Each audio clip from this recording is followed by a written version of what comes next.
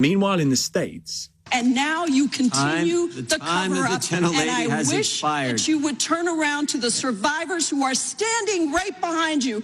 Attorney General Pam Bondi under fire from congressmen and women in the United States, rebuffing a request from a Republican to turn around and address victims of sex offender Jeffrey Epstein. Simon Marks is LBC's Washington correspondent. It then descended into an absolute slanging match.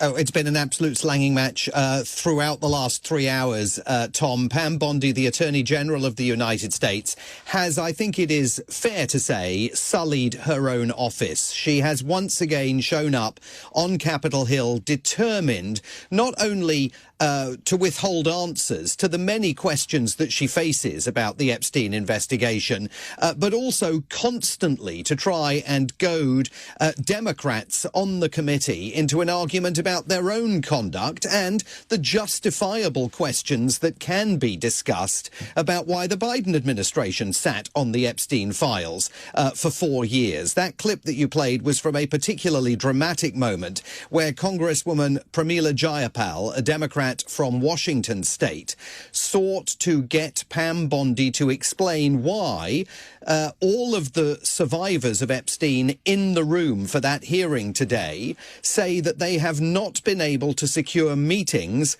with her Department of Justice, with her officials. And instead, Pam Bondi turned this into an absolute slanging match, refusing to stand up and turn around and apologise to the survivors, accusing Congresswoman Jayapal of theatrics, and to some extent that was a reasonable accusation, but then saying that she wasn't going to join the Democrat Congresswoman in the gutter. Well, she wasn't in the gutter. She was trying to get answers to questions that Pam Bondi is constantly evading as this hearing continues. She's got a file with her, and it's been captured by stills photographers in the room that is basically an Oppo file. It's a file filled with information about every single member of that committee. So anytime one of them asks her a question, she can look at the file and turn it around and hit them with allegations pertaining to their own, often completely unrelated conduct. It is a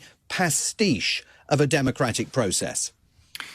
Where is this going to get us, Simon? All these Senate hearings, these congressional committees, particularly with reference to trying to get anything out of Andrew Mountbatten Windsor and Peter Mandelson? Yeah, well, I mean, the hearing itself today is going to get us nowhere, although it does reveal the extent to which Democrats particularly have now belatedly realised very late in the process that this Epstein issue is huge and something that they need to get in front of if they want to have a hope of winning the midterm elections in November.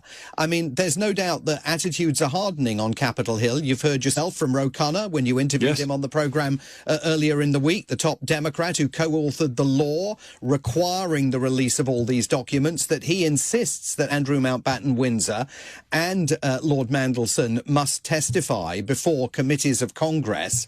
That's going to be very, very difficult to attain, even if, as Ro Khanna was suggesting to you, he reaches out to the Prime Minister and asks for assistance. I mean, it's not clear that the Prime Minister can compel these people to testify before the committee, although if they show up, they can do what Ghislaine Maxwell did and plead the fifth against self-incrimination. So the process itself here is flawed, but I think we are probably heading at some point to the release of more documents that have been withheld by the Department of Justice eventually.